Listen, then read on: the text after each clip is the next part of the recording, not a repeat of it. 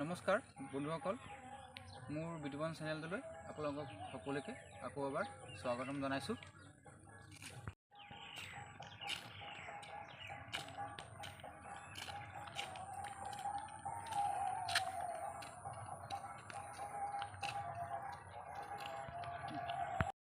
বন্ধুসকল, মোৰ হাতত থকা এই উদ্ভিদজোপা আপোনালোকৰ চাগে চিনাকি। এইজোপাৰ নাম আপোনাৰ জাৰ্মানী বন বা জাৰ্মানী গছ বুলি কয়। এতিয়া কথাটো হ'ল, এই জাৰ্মানী বনজোপা জাৰ্মান এখন দেশ আৰু এইখন হ'ল আমাৰ অসম। এতিয়া এই উদ্ভিদজোপাৰ নাম জাৰ্মানী কেনেকৈ পালে আপোনালোকে হয়তো খুব কম সংখ্যক মানুহে জানে, বা এইজোপা উদ্ভিদ অসমৰ আন কোন কোন ঠাইত আছে বা নাই সেইটো ঠিক সিমানটো নাজানো। কিন্তু আমাৰ এই গোলাঘাট অঞ্চলত ৰাস্তাৰ কিনাৰে মানে এইজোপা উদ্ভিদ প্ৰায়ে চকুত পৰে। এইজোপা উদ্ভিদ গৰু ছাগলীও নাখায় বাৰু, সেইকাৰণে ৰাস্তাৰ কিনাৰে অজস্ৰ এতিয়া বাৰিষা পানী পালে এতিয়া খুব ওলাব। এতিয়া এই গছজোপাৰ নাম একচুৱেলি জাৰ্মানী কেনেকৈ হ'ল আপোনালোকে হয়তো কোনোৱে নাজানে। গছজোপা কিন্তু চবেই চিনি পায়। জাৰ্মানী গছজোপা আমাৰ ইয়াত পুৰা এভেইলেবল, গোটেই এখন বাৰী আছে। আপোনালোকে এই জাৰ্মানী গছৰ বাৰীখন আপোনালোকক এবাৰ দেখুৱাম। তাৰপিছত এইজোপা উদ্ভিদ আমাৰ ইয়ালৈ কেনেকৈ আহিলে তাৰ কাহিনীটো আপোনালোকক ক'ম।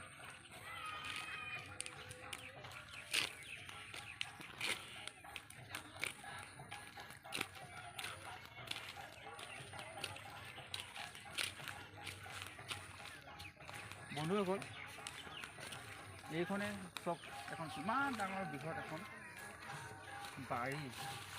গোটেই বাৰীখনে অকল জাৰ্মানী গছেৰে ভৰ্তি হৈ আছে, একদম হাবি হৈ আছে। দেখিছে নহয়, কিমান চৌফালে অকল জাৰ্মানী গছে ভৰ্তি হৈ আছে। এই জাৰ্মানী গছজোপা অসমলৈ কেনেকৈ আহিল আপোনালোকক অকণমান কাহিনীটো কৈছোঁ। যে লোক কথা মতে বোলে ব্ৰিটিছে জাৰ্মানীৰ পৰা এই গছজোপা অসমলৈ আনিছিল সৌন্দৰ্যৰ কাৰণে। কিন্তু কি সৌন্দৰ্যৰ কাৰণে, কিহৰ কাৰণে ইয়াতো ফুল নুফুলে, কি সৌন্দৰ্যৰ কাৰণে অসমলৈ আনিলে এইটো বিশেষকৈ নাজানো। আৰু দ্বিতীয় এটা কাহিনী আছে, কি দ্বিতীয় বিশ্বযুদ্ধ যেতিয়া আৰম্ভ হৈছিলে, দ্বিতীয় বিশ্বযুদ্ধ আৰম্ভ হোৱাৰ সময়ত বোলে জাৰ্মান সৈনিকে এই জাৰ্মানী গছজোপা এনেকৈ বোলে হেলমেটত এনেকৈ লগাই আনিছিলে, এনেকৈ হেলমেটত। তাৰপিছত লগাই আনোতে তাৰমানে ক'ৰবাত বোলে এনেকৈ সৰি পৰিলে নে সিহঁতি লাষ্টত পেলাই দিলে নে সৰি পৰিলে, সেইটো কথাটো বিশেষ নাজানো। তেনেকৈ এইজোপা উদ্ভিদ জাৰ্মানীৰ পৰা অসমলৈ আহিল। এইজোপা বনৌষধিৰ কাম কৰে। বনৌষধিৰ কাম কৰে মানে গম পাইছোঁ নহয়, কটা চিঙা তেজ আদিত তেজ লোৱা জেগাত এইজোপা ঘঁহি পিহি লগাই দিলে তাৰমানে তেজ বন্ধ হৈ যায়।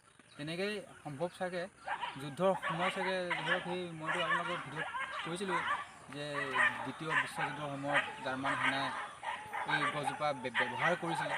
সেইটো সময়ত চাগে হয়তো কটা চিঙা তেজ আজি সেইটো সময়তো সিমান মেডিচিনৰ সিমান সেইটো নাছিলে বাৰু, দৰৱ পাতি আদি।